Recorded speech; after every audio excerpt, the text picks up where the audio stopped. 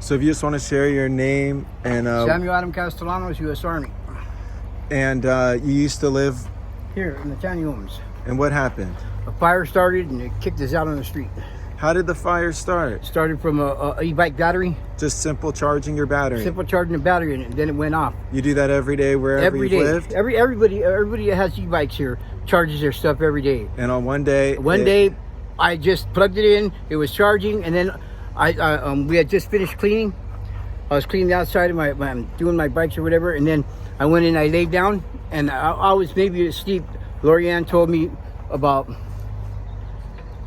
15 minutes, less than 15 minutes.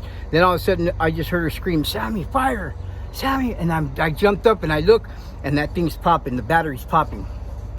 And I'm just like, oh my God, like that. And I go, get out. And she's trying to grab, and I told her, get out. And she gets out. Me and one of the security guys were grabbing the fire extinguishers, this tiny little extinguishers, and we started, but it wouldn't touch it. You know, fire extinguishers don't put that kind of fire out. Right, this place didn't have a water hookup? Nope. No water hookup. Well, even it took them over. They say on the news and stuff that there was the fire department was here within 12 minutes, and that they weren't here for over an hour. How long had you lived here before the fire? Over a year. With your wife? My fiance, yeah. Your fiance. And the night of the fire, what happened? Did you get any help, resources? Nope. What was the response? They told us we couldn't come back in through nowhere near CTRS. And that night, where did you spend the night? On the street. And you lost items in that fire? We've been here over a year, and everything we accumulated, everything got burned. I had like 6 e-bikes. I had one e-bike that was worth $10,000. I even took it apart so nobody steals it, and I put it in a big giant, what do you call them, cases, the storage cases? Yeah, big tub. And I took it apart and I put it and everything melted. It melted everything. We had the stuff from Paws, Patriots, the survival gear. We had bought like a $2,400 generator, brand new, still in the box. I had my guitars. We had so much stuff. We pulled out $17,000 because we were going to buy the mobile home in the next day. We had an appointment to see somebody to buy a mobile home, and that burned up my collection, my coin collection. I had 2 coins worth $35,000. They wouldn't let me go in, and first the night after, that same night when the fire was out, the director, Matt even helped me. He was helping me. We were going through the stuff, getting some of our stuff out, right, that we could recover. I'm sorry this happened. I'm sorry this happened. Thank you. Sammy? What are you looking for? His tools. Oh, he's spending a ton of money on his tools. I don't see it. Tools don't burn out. No, but it's dark. I'm actually looking at it. You work here, right? Yeah, I'm the chief of the homeless programs. Okay, so So where are they putting? There's no electricity. Are they I was gonna? talking to her. I know, but really, where are they putting these? Where are they going to put people? I just want to know. There's no filming in this area. And he goes, I'm going to go change. I'll help you guys. And he left. And then all of a sudden, the guards came up and said, you guys can't go through none of that. It's toxic. They wouldn't let us go through any of the stuff that was there. At the time, I know Village for Vets, a nonprofit, had the revocable lease. Did they help you, give you money, replace anything? They helped us for 2 nights or 3 nights at a motel. But not the first night you were on the street. No, the first night we were the first and second night we were on the street. 2 nights on the street. And then they said they gave us $1,500 so we could, buy clothes or stuff because we lost everything. And they gave you $1,500 cash? No. We were able to order it, and they'd order it, and then they'd have it delivered here. But me and my girl would come back, and they say nothing came for us. Her bank card, they held her bank card. Who's they? The staff. They said no, her mail didn't come. We put in so we could get another bank card. And they said it didn't come. And then when we made a huff and puff about it and went to the director and started calling people, then they said all of a sudden, you guess what came? It had already been posted. That it was posted when they delivered it almost a month ago. So they now put you in Lancaster. Well, we got our housing through Vash, and I mean, from the gate, all the documentation and everything that's on our medical stuff, she knew that we wanted to get a 3-bedroom because I was going to have my mom, who is 85 years old, come and stay with me, come and live with me. I was going to be her caretaker. And she insisted on us getting this 2-bedroom, and they wouldn't let my mom in, and she's still there.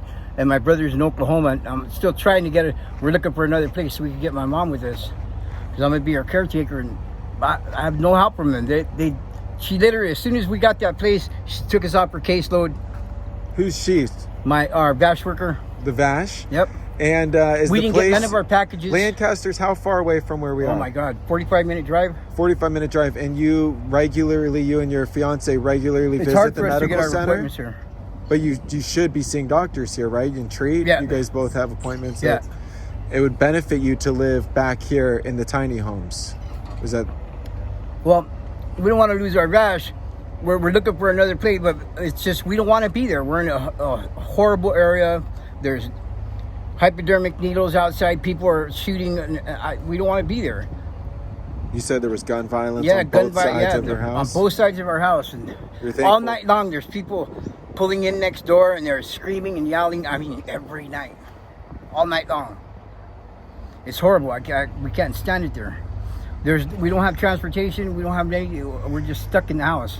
If they would let you and your fiance back in these tiny homes, it would be a benefit because you'd at least be closer to the hospital. They won't let us nowhere near the They Rose won't let Garden. you back in. They won't let us back in.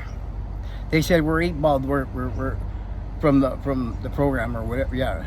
But you'd want to be because it would I be mean, helpful. we would have stood here. We were good. We weren't ready. We were waiting to get the place that we were supposed to get, a 3-bedroom. And the assistance that they kind of said that they were going to give you, it was all stuff that you had to order that you never got. Yeah, that we weren't here, and they said You never received it. And then our VASH worker said that she would get our mail. She never once came here to recover our mail. Do you want to share her name, the VASH worker? You don't have to. It's going I don't to be remember public. her name. Though. Michelle. Michelle? I don't know her last name, but her Damn, name's I'm Michelle. sorry to hear, bro. Is there a way that the public, that if someone sees this, that they could help or support? Any ideas or thoughts? We don't even have. We've been there 6 months, and we don't have no furniture still. Okay. Because You could use some that one furniture. place. I can't remember. I don't know. There's this one place that gives furniture for veterans, but they won't drive all the way to Lancaster, Palmdale. They said they could we could take it here, and then. I see. But we don't have no way to get it from here to there, so we're still without even a couch. Got it? I understand. I'm going to see if there's people that can get some kind of things like that together, because what we need is a truck, because we have people. What's her name? Brandy, and her organization. She has a big screen TV that she said she'd give us, and she has some furniture and that, a couple of beds and stuff like that, and people that want to donate, but we don't have no way to get it out there. Right. Okay. So, I don't know. I've never. They tease us out. I've never been in any kind of program. I can't see how the VA would just take veterans that are homeless and then just kick us out in the street without any kind of support system going out. You know, a program that you usually have a support. You have somewhere to go. You have, something. They won't just. I've never known them to just throw you back out in the street. We did nothing wrong. So that's the measure of it, and I'm really disappointed in how they're doing this. Are you aware of the land that we're on? Yeah, I know. I'm aware of the whole thing. I'm in the Class Act lawsuit. You're in the lawsuit, and it's. They haven't even contacted us for over almost 2 months. Who's they? The attorneys. Yeah. Nobody's contacted us. We called. Nobody's gave us a call back. Let us know what's going on. I believe the last we heard that they got an extension, and that's it. Nothing's happening. They haven't helped to get any of our personal stuff back. Our money that we have documentation from the bank that we got the money out that day, and nobody's came to assess anything what we lost or anything. We've got nothing back. And I live here, and I've lived here for 6 months. Pretty much 6 months I heal. Nothing like I thought it was gonna be. Let's talk about last night. What happened? 11:30. The female that lived 2 rows behind me She was yelling and screaming fire. It was just devastating, man. It was horrible. Somebody really could have got burnt alive. And that's how they got us living out here. And then when I called, I had to call the Red Cross. I called the crisis hotline just to get somebody out here to try to find a place for the displaced veterans to live. And then, you know, we serve for this country, man. We signed up, put our lives on the line for this country, and this is why they treat us. They don't care, man. We out here devastated, man. We homeless, we helpless, we're trying to get our lives together, and this is how they feel about us. They really don't care about us. You know, we do everything we can. We follow the rules. We talk to these people, we ask for help, and they ain't trying to help us do anything. And I don't understand what we got to do, man. You know, we try to do the right thing, go, you know, through the process, but there's nobody here to care about us. And we don't have any answers. We're trying to figure out what we need to do.